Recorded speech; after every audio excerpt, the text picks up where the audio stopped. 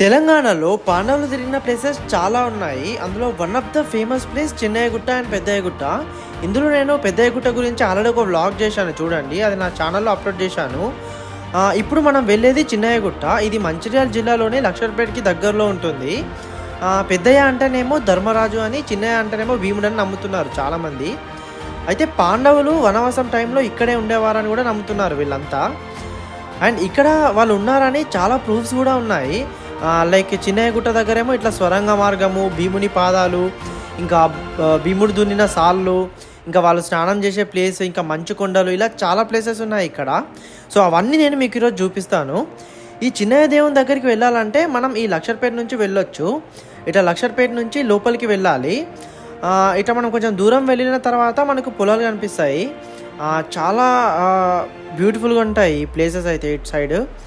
తర్వాత నెక్స్ట్ ఒక పెద్ద కాలువ వస్తుంది. దీన్ని దాటితే ఇంకా ఫారెస్ట్ స్టార్ట్ అవుతుంది. ఇక్కడే చాలామంది వండుకొని తింటారు. పక్కనే ఒక వాగు కూడా ఉంది చూడండి. ఇది సమ్మర్ కాబట్టి మనం టెంపుల్ దగ్గరికి డైరెక్ట్గా బైక్స్ నుంచి వెళ్ళొచ్చు తీసుకొని. ఇంకా చాలా ట్రాక్టర్స్ అయితే అక్కడ దేవుని దగ్గరికి వెళ్తాయి ఇక్కడ నుంచి డైరెక్ట్గా. ఇదే చిన్నయ్య టెంపుల్. ఇక్కడ కూడా చిన్నయ్య దేవునికి, పెద్దయ్య దేవునికి ఇట్లా సపరేట్గా ఇట్లా పెట్టిర్రు రెండు. అండ్ ఇక్కడ ఒక అల్లుబండ కూడా ఉంటుంది. మనం ఏదైనా ఒక కోరిక కోరుకొని మనసులో ఇట్లా టెస్ట్ చేసుకోవచ్చు, అంటే అల్లుబడతారు ఇక్కడ. చాలామంది దీన్ని నమ్ముతారు. అయితే దీని వెనకాల ఒక స్వరంగ మార్గం ఉంది. ఇక్కడి నుండి పెద్దయ్య టెంపుల్ వరకు ఉంటుంది లోపల. అయితే ఇప్పటి వరకు ఇక్కడ ఈ స్వరంగ మార్గం ఎవరు చూపించలేదు, బట్ నేను చూపిస్తున్నాను మీకు. ఈ బండ లోపల నుంచి వెళ్ళాలి. లోపలికి వెళ్ళిన తర్వాత చాలా ప్లేస్ ఉంది, ఇట్లా ఫ్రీగా నిలబడేటట్టు ఉంది. స్టార్టింగ్లో కష్టంగా ఉంది, బట్ మళ్ళీ ఇక్కడ నుంచి లోపలికి వెళ్ళొచ్చు మనము. ఇదే పెద్దయ్యగుట్టకి దారి. నేను పెద్దయ్యగుట్టకి వెళ్ళినప్పుడు అక్కడ ఒక స్వరంగ మార్గం ఉంది అని ఇక్కడ చూపించాను స్పాట్.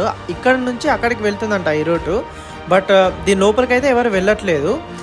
ఇక్కడ పక్కనే దేవుడు కూర్చోవడానికి ఇట్లా కుర్చీ అని, ఇంకా పైన మండపం అని చెప్తున్నారు. దీన్నే పెళ్లి మండపం అని కూడా చెప్తున్నారు వీళ్ళు. ఇక్కడ చాలా మిస్టీరియస్ ప్లేసెస్ ఉన్నాయి ఈ గుహ లోపల. మెయిన్గా చాలా గబ్బిలాలు కనిపిస్తున్నాయి ఇక్కడ లోపలైతే. ఇంకా ఫైనల్గా బయటకైతే వచ్చేసినాము మేము. అయితే ఈ టెంపుల్ దాటిన తర్వాత ఇంకా కొంచెం ముందుకు వెళితే ఇంకా మనకు చాలా ప్లేసెస్ కనిపిస్తాయి. చూడండి ఎలా ఉందో లొకేషన్. మాకైతే ఈ లొకేషన్ చూపించడానికి ఇక్కడ టెంపుల్ దగ్గరలో ఉన్న ఒక ముగ్గురు పిల్లలు వచ్చారు. వీళ్ళు ప్రతి స్పాట్ చూపిస్తున్నారు. అయితే ఈ ప్లేస్ చూడండి, ఇక్కడ భీముడు నాగలితో దున్ని పంట పండించేవాడంట.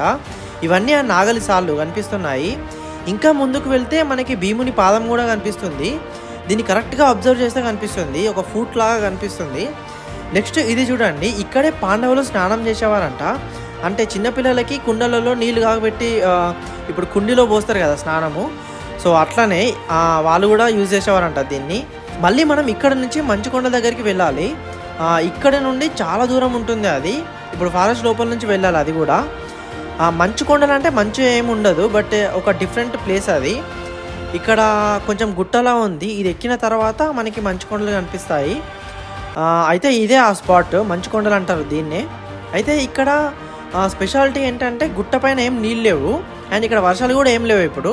బట్ చూడండి, గుట్ట లోపల నుంచి వాటర్ వస్తున్నాయి.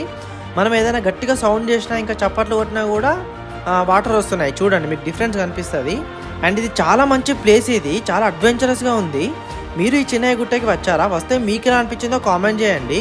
మీరు తెలంగాణలో ఉంటే మాత్రం డెఫినెట్గా ఈ ప్లేస్ని విజిట్ చేయండి. మీకు ఈ వీడియో నచ్చినట్టయితే మీ ఫ్రెండ్స్ అండ్ ఫ్యామిలీకి షేర్ చేయండి.